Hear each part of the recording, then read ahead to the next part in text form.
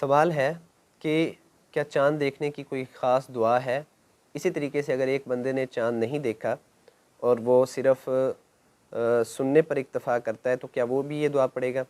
محمد بن صالح العثیمین رحمہ اللہ تعالیٰ سے یہ پوچھا گیا سوال، تو انہوں نے کہا جی ہاں، چاند دیکھنے کی دعا ہے، اللہم احلّ علینا بالامن والایمان والسلامۃ والاسلامی ربی وربک اللہ۔ لیکن وہ شخص جو چاند کو نہیں دیکھتا، صرف سنتا ہے، تو وہ اس دعا کو نہیں پڑھ سکتا۔ سوال ہے کہ کیا ہر شخص کو رمضان کا چاند دیکھنا چاہیے؟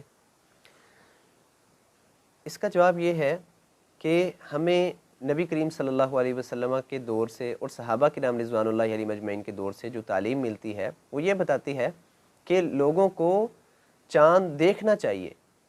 نبی کریم صلی اللہ علیہ وسلم نے فرمایا صوموا لرؤیتہ وافطروا لرؤیتہ، کہ چاند دیکھ کر تم روزہ رکھو۔